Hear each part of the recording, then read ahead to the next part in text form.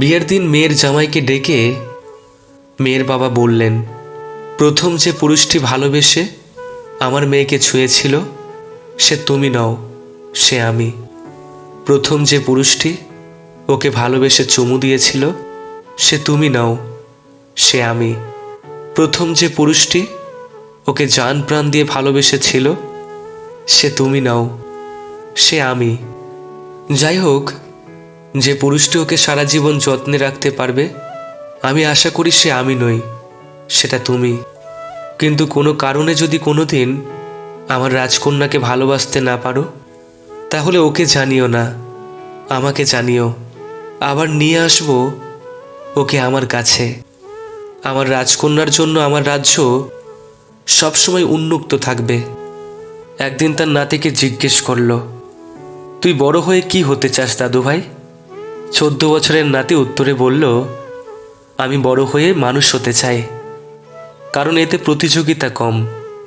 এখন সবাই ডাক্তার, উকিল, ইঞ্জিনিয়ার, প্রফেসর, টিচার বা সরকারি চাকরিজীবী হতে চায়। তাই ওসব ক্ষেত্রে কঠিন প্রতিযোগিতা, কঠিন কোর্স, তার খরচা প্রচুর। কিন্তু মানুষ হওয়ার পথে প্রতিযোগিতা নেই। তাই আমি মানুষ হয়ে সবাইকে মনুষ্যত্বের শিক্ষা দিতে চাই। 3 দিন না খেয়ে দেখুন, সমাজ আপনাকে দেখবে না। একদিন অন্যায় করেন, পুরো সমাজ আপনাকে নিয়ে বিচার বসাবে।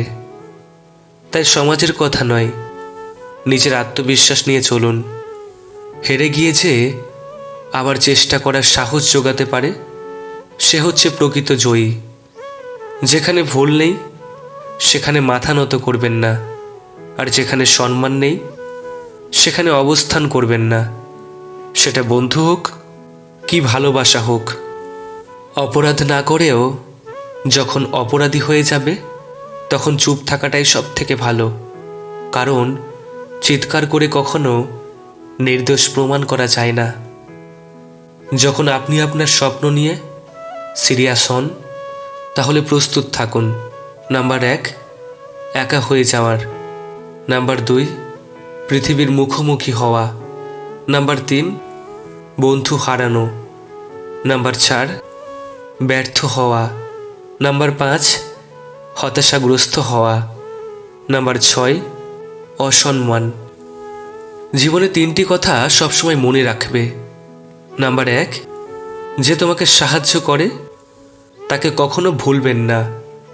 নাম্বার 2, যে তোমাকে ভালোবাসে তাকে কখনো ঘৃণা করবেন না।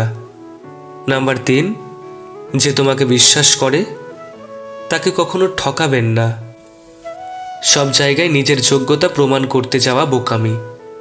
একবার কে বেশি জোরে দৌড়ায়, কুকুর না চিতা, এই জন্য রেস অনুষ্ঠিত হলো। কুকুর দৌড়ে গেলেও চিতা তার জায়গা থেকে এক চুলো নড়ল না, যেভাবে ছিল সেভাবেই বসে থাকলো।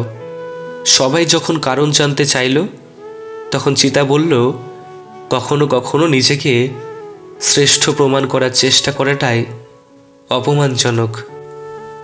আত্মা সেই মুহূর্তে মারা যায় যখন 80,000 টাকা বেতন পাওয়া অফিসার 300 টাকা উপার্জনকারী শ্রমিকের কাছে ঘুষ চায়। কেউ গুরুত্ব কমিয়ে দিলে তার পিছনে পিছনে ঘুরঘুর না করে আপনিও দূরত্ব বাড়িয়ে দিন।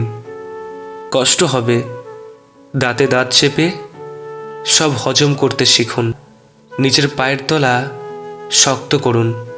তাকে বুঝিয়ে দিন আপনিও মানুষ, কারো কেনা সস্তা কোনো পণ্য না। স্বার্থপর এই সমাজে ভালো মন্দ বলে কিছু নেই। আপনি যার মন রক্ষা করে চলতে পারবেন তার কাছে আপনি ভালো, যার মন রক্ষা করতে পারবেন না তার কাছে আপনি খারাপ। পড়ে গেলে নিজে উঠতে শেখো, কারণ তুমি টাকা নাও যে লোকে তোমাকে ওঠাবে।